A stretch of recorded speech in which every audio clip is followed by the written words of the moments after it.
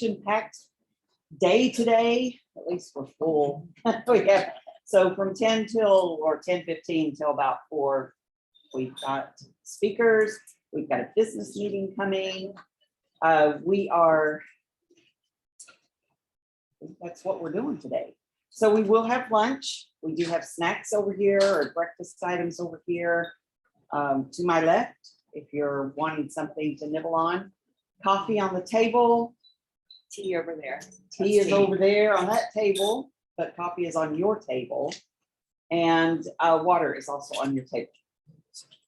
We have Wi-Fi password that Suzanne mentioned over here on the bar area. Peach 451, if you need that. And now, all right. Well, let me announce, I'm Jody Davis-Curless, President of CPO, just so you know who I am. We have our CPO Council, some members here. I'm going to let them quickly stand up so you will see them and who they are if you have any questions. Suzanne, you want to start? Yeah. I'm Suzanne Schmitz. I'm here with the Columbus CPO chapter, and I'm with Infinite Cyber Network. Hi, I'm David Spalding, CPO co-director.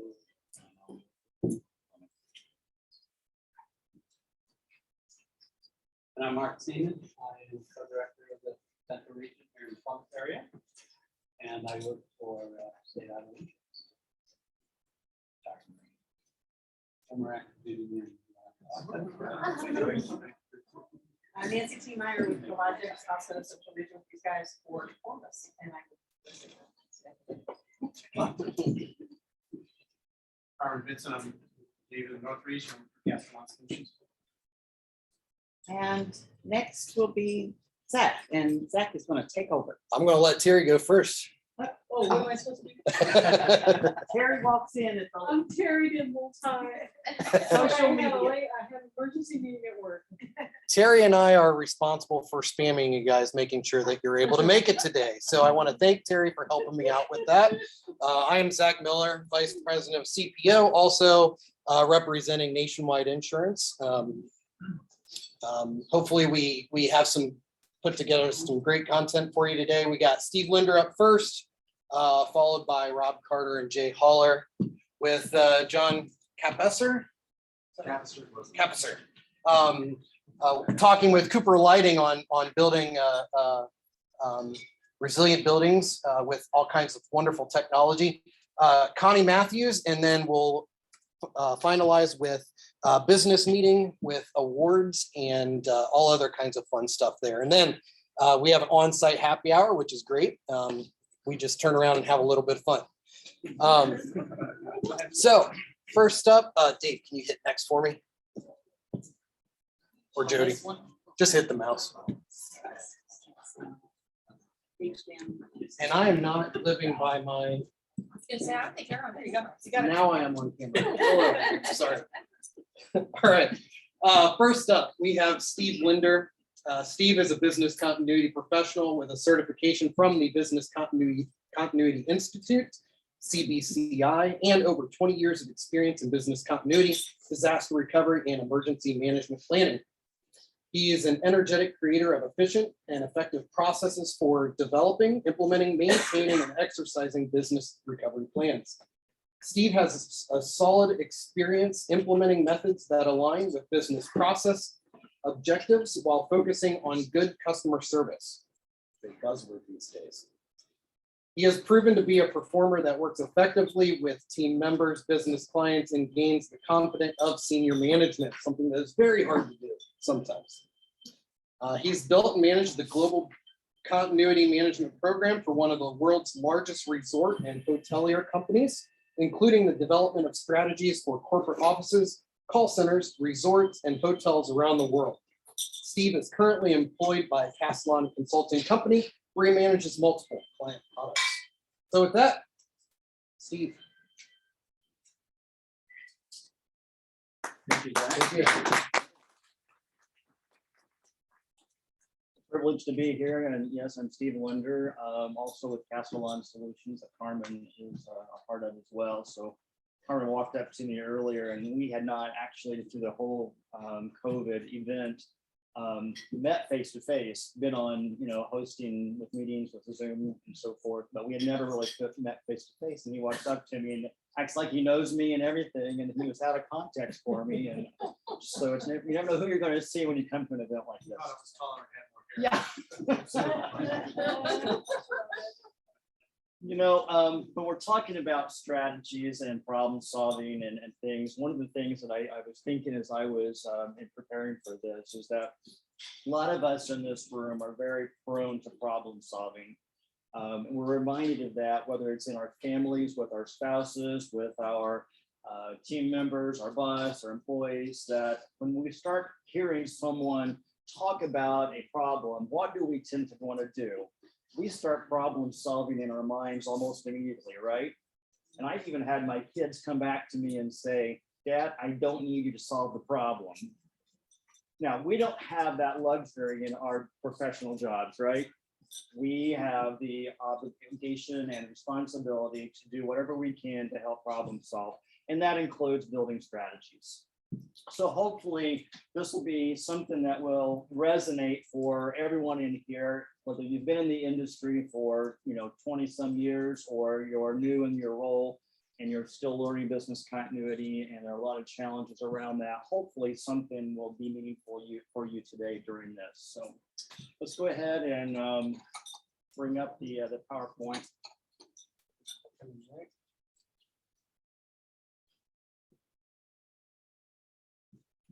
One of the things that I always enjoy whenever I am able to attend events like this is just hearing a lot of the war stories that many of you have had. And some of the things that I've learned over the years is the fact that many of us have been through quite a bit when it comes to types of events, types of circumstances, whether it's the challenging of facing a steering committee, or the challenges that we have facing a crisis event.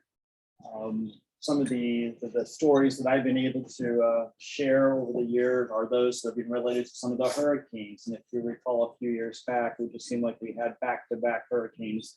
And in the industry of the leisure industry, the hotels, the resorts, and so forth, a lot of those are on the waterfront. So hurricanes are a big risk for those.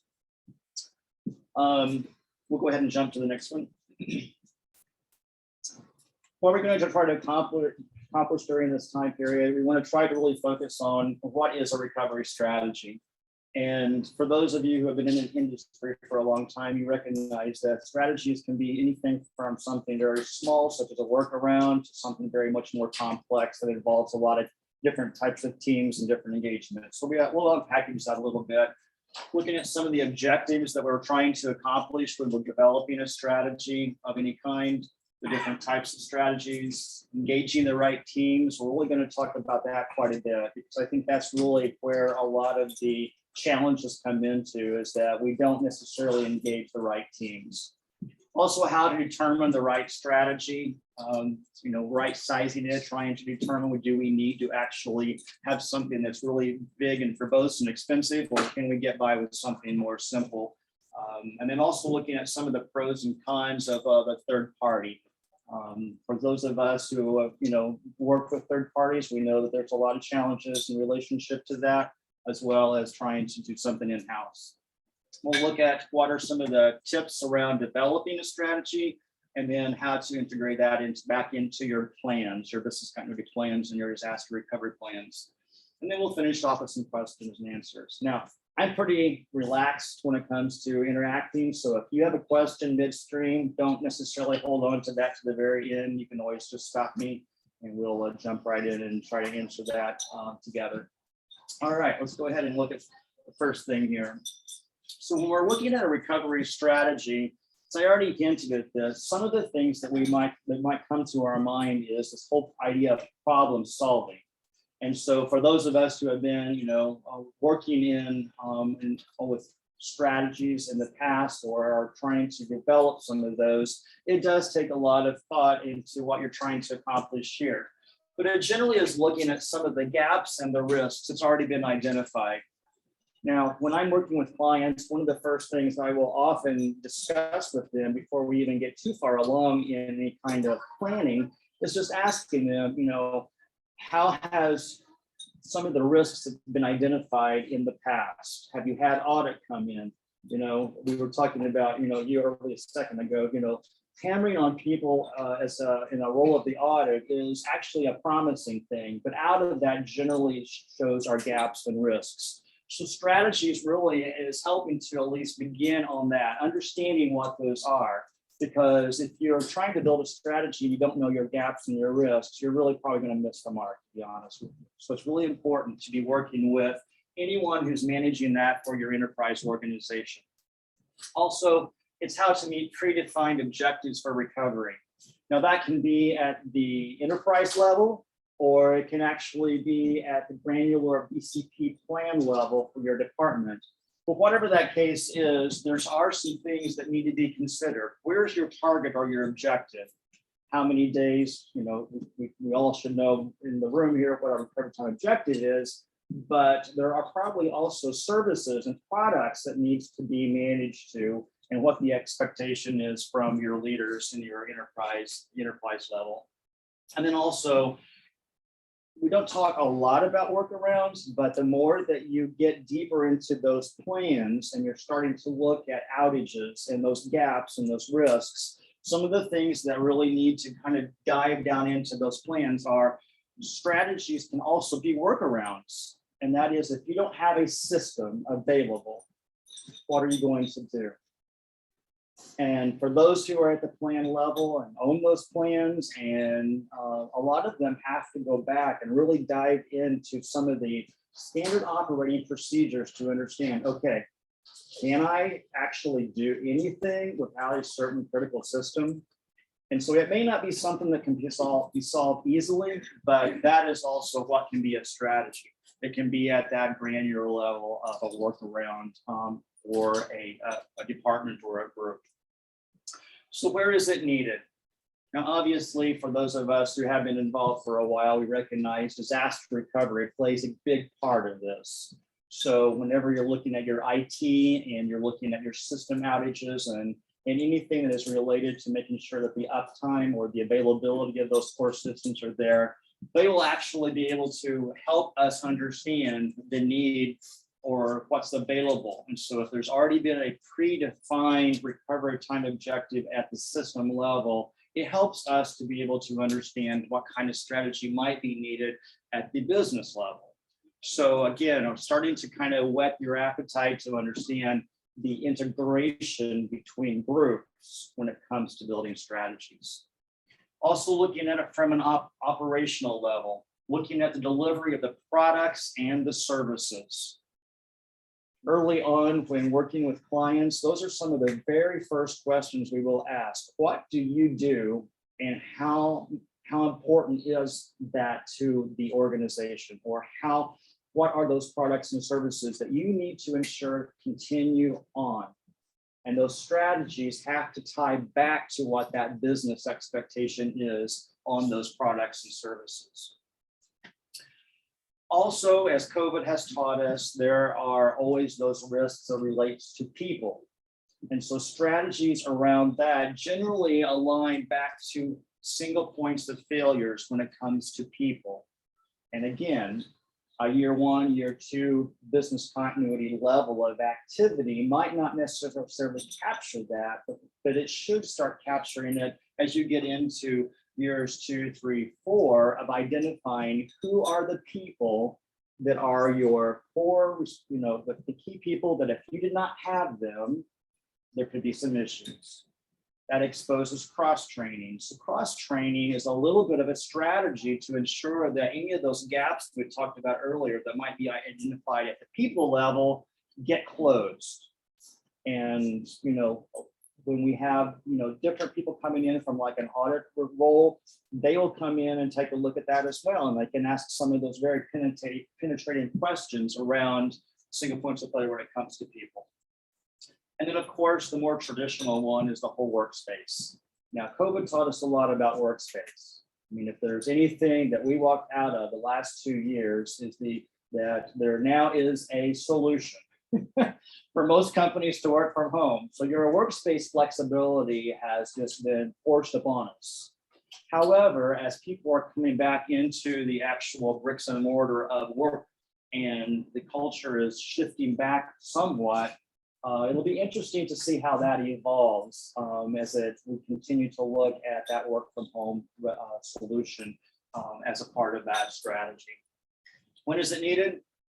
Well, following the discovery of a gap risk assessment and analysis activities is generally when we start thinking of that, because a strategy generally is not needed or even thought about until we actually start looking at what are we trying to accomplish here? Are we trying to close some gaps? Are we trying to reduce some risks? So that is one of the things that is important. And then when a defined recovery objective cannot be met. So strategies generally, as we're looking at them, what it is really helping to be able to understand the gaps and how to close those. Okay.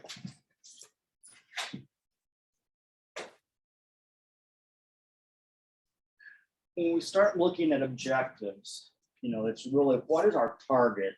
What are the things that we're trying to accomplish here?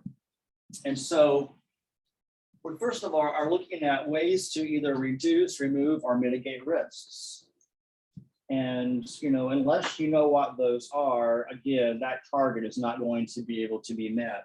So our objective has to start there.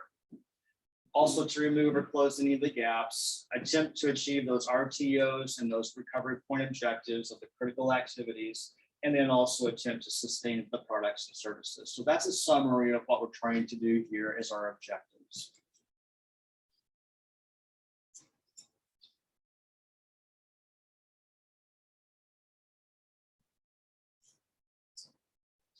Ready? Okay. All right. It'll be a little more proactive here on that. Okay, so let's look at different types of business strategies. So we've already hinted at a few of these, but we can look at the actual end source of the company that you're actually trying to provide a strategy for. So they could be anything from working with or with other groups to transfer those activities to another department. So as you recognize that, okay, this department cannot be up and running. Let's just say it's, human resources is not going to be able to be up and running because of certain restrictions or limitations, in order to be able to do everything human resources needs to do within 24 hours of a disaster, they need to be able to do possibly transfer their processes to someone else. Working with a client just recently, and they do not have, they only have one human resources person in the building that they are working at. And so if they're not available, it's a single point of failure, of course, in the building, if they were needing to be able to have a strategy, it's going to have to be to transfer their responsibility to corporate, which is in a completely different city and location. So it gives some context around transferring an activity to another group. The other thing that might be insourced to your own company would be to relocate activities to another location. That's very traditional, and most everybody in the room probably already recognizes that. But these days, that has put, with the ability to work from home with COVID and so forth, we're able to do that a lot more. And typically, most companies are doing that to work remotely. So, also to suspend activities. Now, this has to go back to your recovery time objective, your products and services, and so the strategy has to marry back to that. But if the department feels as if they can actually suspend those activities, that's a strategy. Now, they have to determine how long that's going to be. They can't just say, oh, we'll suspend it for 2 weeks or 4 weeks, and then all of a sudden realize, well, that's not going to work because you have some skin in the game, so to speak, to be able to deliver what the company expects to be delivered. So this one can be, it should not just be a quick and easy fix. It needs to be considered as in the context of the products and services being provided. And then, of course, there are the manual workarounds for any kind of a system outage. That, once again, would be something that would typically be in-house. The systems are down. You find a solution to be able to do that within your department. More than likely, the people are still sitting in the same seats. working off the same hardware. They just don't have the systems. So those are some of the things that's related to in-source business strategies within the company. If we're looking at some of the outsourced strategies, then we start looking at things that are more hosted. And again, those that are listed here, for those of you who have been around for a while, know that these are fairly traditional, fairly typical, but there are some things to consider. So looking at a hot site, some of the benefits out of that is that you might be able to flip the switch quickly. But with that comes a cost. And so working with an outside source to be able to be up and running, it might be more costly, but it has a shorter recovery window typically. It depends on whether or not the company wants to invest in that. So building a strategy has to be able to understand, do I pay the cost to be up and running at a shorter window, or do I need to consider something else? So there are some other alternatives. From that hot site, you can go to a warm site. Hot site might be across town. And so you run out the door, grab your laptop, and you just drive straight away to that hot site. Warm site, not so much. It still may have the equipment, but it might not necessarily have everything that you need. The systems might not necessarily be pointed in that direction, or the network. There might not be data available. There might be some variations. So this one tends to be a little longer and a various window, but not so quick to recover, and a little less cost, a little more modest cost.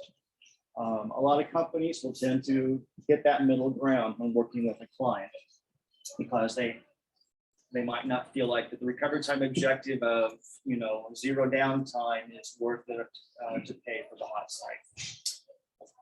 Bottom one, the cold site. So you walk into a bare room, it's like a warehouse, no equipment, no tables, no desks, and typically would take a much longer time to be able to build out, perhaps even no network at all. And so depending on, again, what are you trying to achieve here? What are you trying to accomplish when you're looking at those kind of different types of strategies? So these can be, a variety of costs, a variety of recovery windows.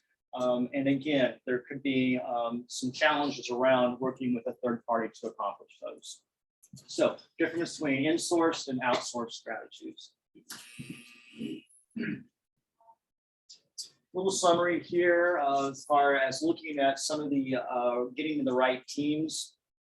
As I mentioned earlier, the success of building a strategy is identifying the right team, or the right teams, the right people.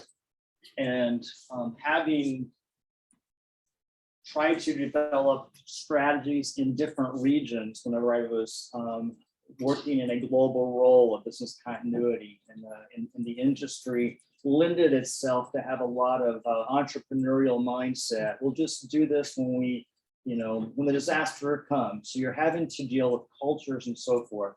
When you're dealing with a large company, a lot of times too, is you have teams that might have, some may be sitting in one city, some others might be sitting in another country, and you have to work with that. We had a challenge with working with global network and then local desktop. And so how do you negotiate in the time zone challenges? There's just a lot of things to be considered. So you're looking at who are the teams, or what are the teams that need to be involved in this decision making when it comes to strategies. Facilities, it's your brick mortar, your security, it's the things that are a part of the workspace setting. It's very, very important to get them on board early on, especially if they have ownership of any of the buildings that you're going to consider transferring groups to. If you're developing an exercise that includes a strategy, make sure that you're including facilities as well on that leadership. Obviously, information technology, if you're going to look at a strategy of that supports your recovery time objective and those products and services that have critical system dependencies, obviously working with them early on. Human resources, it's the people piece. It's the ones that, ensuring that communication with the people and they're safe, and being able to get some information back to them. just this last week, we were talking through an exercise that with a client. And one of the things that we were talking about is how do you confirm that your employees are safe? They walk out the door, you might take attendance, which is a challenge in itself, but after that attendance and they go home, if you have 3,000 people in your company, how do you ensure that when they got home that they're safe? And some of them have that glazed over look. But those are some things to consider whenever you're looking at, even from an HR perspective, including them, and your communications team is a good partnership with that as well. And then obviously your operational level leadership. So when you're trying to go through and define, who owns that strategy, it also has those other components to it, those other team members that are so important. Now, one of the challenges that all of us face is working with your senior leadership. As much as we love them, they support us, they give us the money that we need to build the strategies. At the same time, when do you do that? And so it's very important that you time that appropriately. You cannot go in, at least my experience and my opinion is that it's very important to time that in such a way as that you do have a strong straw man, that you already have a good idea of what you're wanting to accomplish. And the only way you can do that is to make sure that you've worked with this first level first.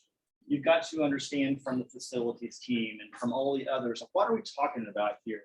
Once you get something that's a fairly strong model that you're trying to do with I've always tried to have 3 prices and 3 ranges before I actually approach this team, your steering team or your senior leadership team. If not, they're probably not going to listen to you because they're not going to understand and conceptualize what's this looking like. So it's very, very important to be able to, when you're talking about building these strategies out and understanding cost, to be able to have something pretty solid before you actually take it into your senior leadership. Now, it doesn't, in my experience, I think they need to know you're working on it, but as far as the strategies to get approved and so forth, make sure that you've got your homework done before you work with your steering team. And then as far as how to get your senior leadership to get buy-in and approval, I think it's very important that you really look at, give them the benefits of what you're trying to accomplish here. Now, we kept using the term products and services. Products and services at the end of the day has to be sustained. That's the company. That's what you do. That's the bread and butter. I mean, at the end of the day, if you can't deliver those products and services, we might as well just pack up and go home. So that's what they want to hear. They want to know that whatever strategies you're building actually can sustain what's important to them. Obviously, revenue is going to be important to the lion's share of those people. But the revenue flow is not going to happen if you're not able to produce and maintain and sustain your products and services. So be very smart when it comes to presenting to them to get their buy-in, because you've got to help them understand and what they're doing, what you're doing with the strategy to get the cost approval is to be able to deliver and meet what they want. And that is to keep those products and services going. Now, as far as determining your right strategy, again, we come back to that gaps and the risks and those products and services. And so if you're going to do that, we make sure that they are addressing, when looking at those potential strategies. Determining how the strategy can meet the recovery objectives. Objectives should be defined in the BIA and BCP. Now, you probably are aware that there can be various strategies at different levels. There can be a large strategy. Often those are the ones that have the dollars associated with it and lots of teams associated with it. But when you can also start looking at those BIAs, those strategies have to be pushed down. And so a lot of times what you're looking at is, let's just go back to, the traditional moving people from one location to another. When you're doing that, that is a larger strategy that requires lots of complicated connections with the facilities and the technology and the hardware and all that. How do you get that pushed down into those BIAs and BCPs? That's important to be able to do as well. Also engaging finance to help align the daily revenue losses. One of the lessons learned that I would say probably was later than I preferred looking back in hindsight was how do you get finance to be a partner? And you have to educate finance. They've got the answers for you. They know exactly what they can deliver to you because they live it and breathe it day in and day out. But to partner with them, you have to help them understand what you need. And so when they're able to give you the tools and the amounts and the windows and all of that, when you go to senior management and you're presenting that information from finance, it allows you to get the buy-in much faster. So make friends with finance, make friends with audit, and make friends with also finance, because those two are going to be able to help you. Audit's going to be able to help you stay out of trouble because they're going to help you understand what the gaps and risks are. But then also, when you look at finance, they can be your best friend because they are going to be able to speak the language when it comes to building strategies with your senior leadership. And then last of all here on this one, look at the various options with the engagement teams. I would be very cautious about going into a meeting without, with a predetermined expectation, to be honest with you. It's good to have some expectations, but I would be very cautious because you need to hear from your subject matter experts. On a day in, day out basis, those that have their own responsibilities, such as a finance group, an IT group, even human resources, they're going to help you to know how to right size something. You might have these grand ideas, which I've had in my past as well, and I tend to go down that path as, you know, and you're like, gosh, I can think we can solve it this way, we can solve it this way, and then the dollars continue to kind of stack up. But if you're tied to that idea and you go in there, you're going to lose your audience. You're going to lose your partnership. If you can go in and let them help you right size the strategy, they help take ownership of that. As a professional, whether you've been in it for years or new, it's very important to be cautious with your role when it comes to right sizing. The more you can be a facilitator and push back the responsibility on those who own the different components of the strategy, the more successful you will be. If you know, and again, this is more my opinion, but the more that you are trying to control the range yourself and have your, you know, you are wanting to make sure you have everything under control, I think that it will put the risk of making this very, very difficult. Be a facilitator, build your teams, empower them, because they're the ones that will help you make success. Okay. We talked a little bit about outsourcing and insourcing. We're also going to talk a little bit about using those vendors and some of the things that are the pros and cons of using a third party to just have them solve the strategies. So when you look at, you know, the pros for using a vendor, some of the things that you will come up typically is the internal department limitations. So I'm sure that we could probably go around the room and I could ask each one of you, you know, how big is your BCP program or disaster recovery program? How many people are in your company? How many locations do you have? How many departments are there? And out of all of the answers we got here, we probably would come back and some of you would say, I just don't have the resources. I don't have the budget. We are not big enough to be able to do a whole lot internally. And then others might say, you know, we're much larger, and so we're able to have the budget and the people to be able to do it.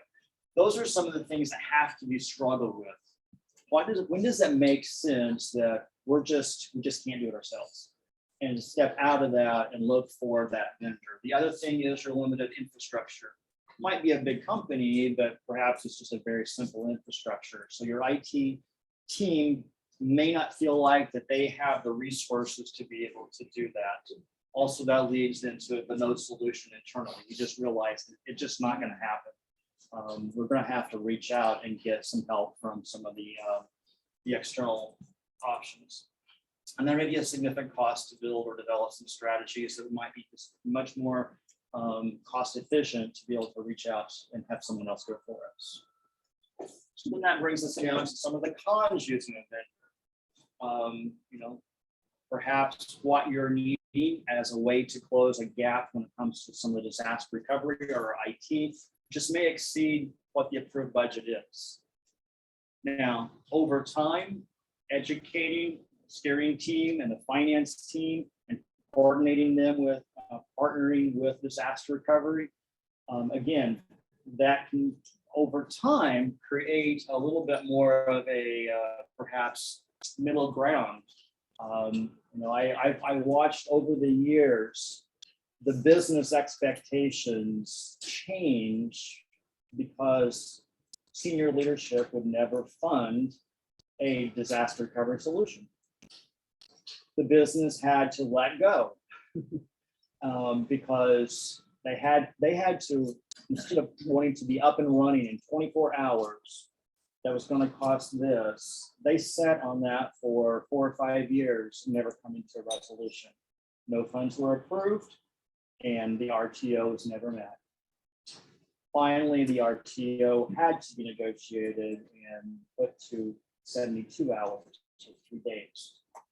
By that changing, the money was less. They were able to get the approval and marry up in agreement and be able to move forward. But they were in a stalemate in a block for almost 4 years of never coming to an agreement because the business would not back down. They wanted 24 hours to be up and running.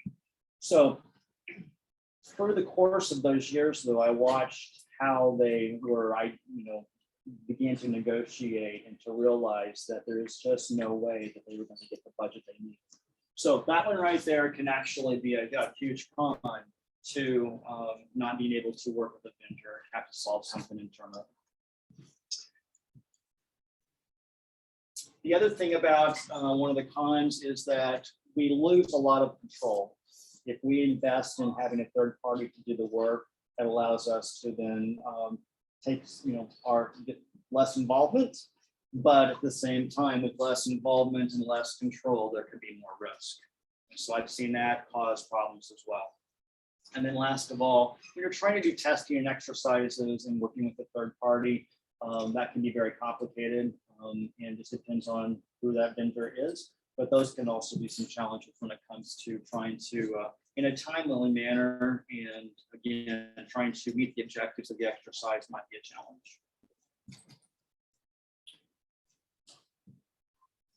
All right, so as we're moving along here, looking at the developing a strategy, it's very important to be able to understand some of the tips or the things that would be important. The first thing is just really to utilize the creative ideas of your subject matter experts. Again, when we opened up the session here, one of the things I talked about was engaging the right teams. Engaging the right teams is just getting those subject matter experts involved and empowering them and helping them to be able to be a part of the process. And you're limited. You might not think you are, but you're limited on what you know. And so really take advantage of those subject matter experts. If you don't feel like you have any within the company, then take the opportunity to reach out and build some relationships with some subject matter experts outside of your own business and let them give you some guidance and tips and so forth. But that's very, very important. Don't go into it and fail because you've chosen to not utilize those. Also have a clear objective and goal you want to achieve. And again, those subject matter experts might be able to help you to do that. But if you don't have that objective defined right up front, you're probably not going to meet it. It's just going to be a target that's going to continue to move. So be very, very clear of what you're trying to accomplish when you're developing a strategy. And then very, very important is the interdependencies. if you think the disaster recovery solution or a strategy is just disaster recovery in IT, then you're probably going to discover somewhere down the road that you missed something. And so one of the things that I really try to understand is where are all the fingers that are, fanned out in different directions? What's tied to what? Because that strategy could be changed based on those interdependencies. I always, after a couple of years, like to really push a business into understanding those interdependencies by, ranking them in order of the recovery time objectives. And when you look at a recovery time objective for one group, and let's just say it's 24 hours, and they have an upstream interdependency of someone else, some other group, that group has said that they don't need to be recovered for 4 weeks. Well, we have a significant disconnect here. And so if they're unable to recover prior to that 24 hours or 48 hours first, then we're not going to be able to achieve our objective here. So strategies have to understand how those interdependencies work, whether it's a system or whether it is actually another department or even a third-party vendor. So when you're building the strategies, don't forget to include them. And then implementation of the strategy begins to, look at the complexity of it. Some are not going to be complex, some are going to be very complex. So it just depends on what you're looking at. And the more complex, the more people you need to have involved. And I also included on here, possibly a project manager. The more complex ones, I think that if you can have somebody that's good at least keeping the timelines and all the roles and perhaps the deliverables and those interdependencies and so forth. So this is very important when you're getting ready to implement one. Get the right people involved, right size it in a way that's going to help make you successful. Also, I think it's very important to be communicating the status. A lot of times we like to operate in a silo.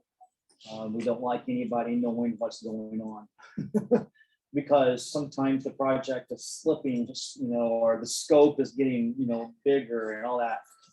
I'm very big on transparency. I mean, I probably am an over communicator, to be honest with you. Every boss I've ever had, I said, I probably will over communicate with you, just so you know. And by doing that, it does allow a lot more transparency.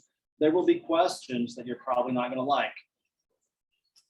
Somebody's not going to necessarily agree with you, but that isn't necessarily a bad thing. Once again, stepping back, this is not all about you, it's about the bigger operation here and what strategy you're trying to do. So be transparent, communicate well with what's going on and give status reports. And then last of all is just ensuring that the strategy can be validated. We can go in and feel like, oh, it's done, it's successful, the project's done, we've got a strategy. But is it really a strategy until it's actually validated and tested and so forth? So don't forget to include those types of exercises and testing that your strategy is going to work. And that might not just be at the actual implementation of it. Once again, DR, disaster recovery team, might be able to implement strategy. Facilities might be able to operate it or to get a strategy in place. But when you start looking at diving this down into the BCP plans and you get the operational groups involved and they're trying to validate that strategy, they might come back and say that strategy is just not going to work, or at least in the way that it's been built. So keep in mind, make sure you're validating your strategy. It's very, very important. Okay. And then I already hinted to this earlier, you got to get those pushed into the BCP plans. They're not going to be of much value. A strategy is not going to be much value to you if you're not going to be able to get it down into that. So make sure that you're documenting the activation steps at that level so that whenever they're ready to use their BCP plan at the onset of a disaster, they have to be syncing up to those strategies, ensure that they can be done. Maintaining a strategy can be a big challenge if it's not built into your program. Now, I'm very big on what I call the annual life cycle. And so one of the things that's important is if you know from a year-to-year basis what your program's going to be doing, much like a project, but it continues on, it never ends. If you already know that in second quarter, you're going to be doing this every year, third quarter, you're going to be doing this, you can maintain a strategy much better. If your program is not on an annual life cycle, you may go 2 years and then not realize that your strategy, you've outgrown your strategy or the strategy no longer applies. So you need milestones and markers in your program to be able to ensure that you're maintaining that strategy. Exercises are part of that as well. And then last of all, sometimes we just think once the project's done and the strategy is in place, we just kind of wash our hands of it and not realizing that we have some education to do here.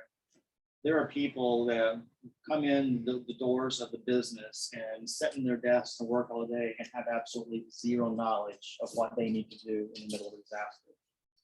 They might know they get out the door to be safe, but after that, where do they work? When do they work? What do they use? What are those workarounds? Those are some things that you have to take time to educate. Make sure they're aware of what they're supposed to do. All right, so we've covered a huge lot of territory here. No one interrupted me. I probably was talking too fast. I've been staying with my parents for a while, and my dad and mom both have hearing aids and they don't hear very well. And so I wasn't sure if I was going to be talking really loud today or not. But my dad constantly tells me, you talk too fast. You talk too fast. So I was trying to keep things moving along here, but no one interrupted me. But now it's a good time to ask some questions or offer some experience from yourself, because I'm always in learning mode. So I would love to hear from you as well, possibly things you want to add to the list of